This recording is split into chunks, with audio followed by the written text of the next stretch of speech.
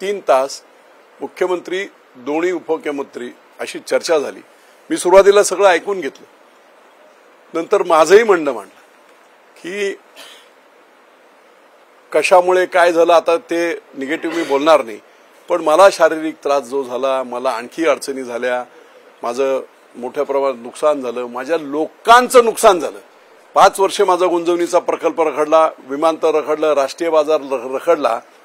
हे जर मी आमदार असतो तर आता इतक्या दुष्काळामध्ये पूर्ण पाणी फिरलेलं असतं, कारण लार्सन टुब्रोला मी 3 वर्षाचा पिरियड एक्झिक्युशनसाठी दिला होता, लेंग पाईपलाईन पूर्ण करायला, आणि 2 वर्ष ते चालवून दाखवण्यासाठी होतं।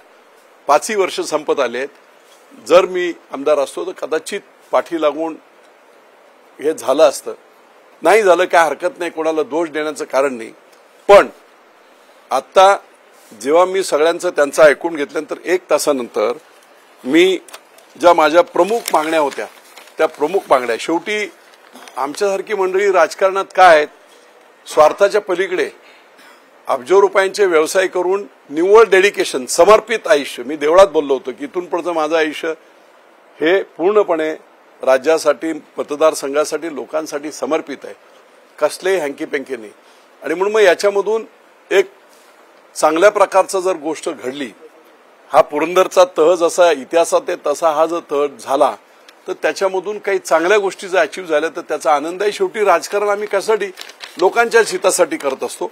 आणि म्हणून महत्वाचे जे प्रश्न आहेत त्याच्यामध्ये 1 नंबरचं गुंजवणीचं धरण मी पूर्ण केलेलं आहे। 1307 कोटीची लार्सन टुब्रोला पाईपलाईनची ऑर्डर दिलेली आहे। आज 4 वर्ष डिले झाल्यामुळे त्याची किंमत वाढलेली आहे।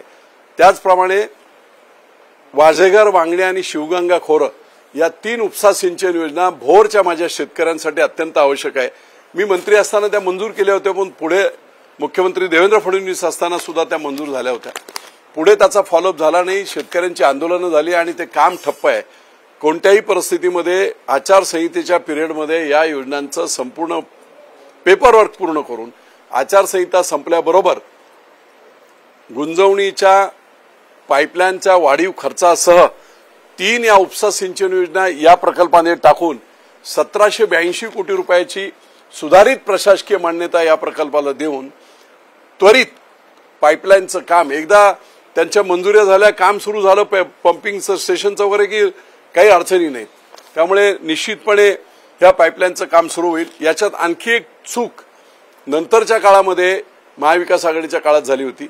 मूळ जी पाईपलाईन होती ती पाईपलाईन पुरंदरमध्ये वाल्याच्या 12 वाड्यामधून राखेपर्यंत जात होती।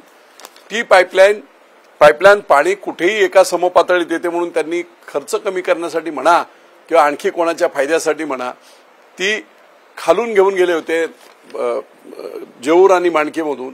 त्याच्यामुळे लोकांना हा डाऊट होता की जेव्हा कधी अडचणी असतील, पाऊस नसेल, ह्या जर लाईन वरून जर मोठ्या असतील तर मोठ्या वॉल खोलल्याबरोबर खाली सगळी शेततळी वगैरे जी काय आहेत, ओढे नाले भरले जातील, त्यामुळे त्याला देखील मंजुरी द्यावी। आणि म्हणून त्याच्या सकट मला वाटतं 102 कोटी साधारणतः पाईपलाईन वरून घेतल्यामुळे वाढत आहेत।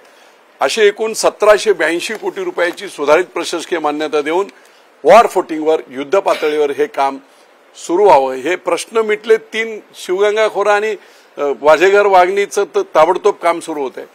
2 वर्षाच्या आत 2-2 किलोमीटरवर संपूर्ण यंत्रसामुग्री टाकून 2 वर्षाच्या आत पाणी कुठच्याही परिस्थितीत पुरंदरला आलं पाहिजे, अशा प्रकारची मागणी मी केली। त्यांना 3घांनी मंजुरी दिलेली आहे। आंतरराष्ट्रीय विमानतळाच्या संदर्भामध्ये कुठचंही भूसंपादन नाही, कंपल्सरी भूसंपादन नाही, स्वेच्छा खरेदीने शेतकऱ्यांना जो रेट द्यायचा आहे, जसा आता आमचा पालखी मार्ग गेला, अगदी भर पिकातून गेला, पण लोकांना चांगले पैसे मिळाले, एकाने अडचण केली नाही, कोर्टात गेला नाही, सर्व लोकांनी पालखी मार्गाला जागा स्वेच्छेने सर्व शेतकऱ्यांनी दिली। तशा प्रकारे स्वेच्छा खरेदीने जर लोकांना जमीन द्यायची असेल तर स्वेच्छा खरेदीचा रेट जाहीर करा, पैशांची तरतूद करा, कारण एकदा स्वेच्छा खरेदीला 100 लोक आले आणि जर पैसे द्यायला नसतील तर अडचण मिळेल। तुम्ही निदान 1000-2000 कोटीची व्यवस्था करून स्वेच्छा खरेदी जाहीर करा, ज्यांना द्यायचं असेल। जर नाही शेतकऱ्यांनी दिली मग काही प्रश्न नाही, कोणालाही फोर्स केला जाणार नाही। आंतरराष्ट्रीय विमानतळ या बाबतीत मार्गी लागलं पाहिजे, हा देखील दुसरा एक प्रकल्प मी त्यांना सांगितला। दिवे येथे 200 एकरवर राष्ट्रीय बाजार याचं मी नियोजन केलं होतं। मुख्यमंत्री देवेंद्र फडणवीस असताना त्यांनी मंजुरी दिली होती। विभागीय आयुक्त आणि मार्केट समितीचे त्यावेळचे प्रशासक देशमुख या सर्वांनी तो प्रकल्प बनवला होता, प्रस्ताव बनवला होता, कलेक्टरांच्या मंजुरी झाल्या होत्या. सरकार बदलल्यानंतर तो थंड बस्त्यात गेला होता. तो परत हे करून 200 एकर फुकटची जागा आहे, गायरांची जागा आहे, पण शेतकऱ्यांना माझ्या पूर्णपणे इथे जर मार्केट झालं तर आज कुठे इकडे बसतायत, तिकडे बसतायत, तिकडे बसतायत, संपूर्ण पुणे जिल्ह्यातले सगळे मोठे शेतकरी त्यांच्यासाठीची एक महत्वाची ही योजना होईल आणि शेतकऱ्यांना भाव देखील चांगला मिळण्यासाठीची मदत होईल. त्यामुळे गायरांची जमीन आहे फक्त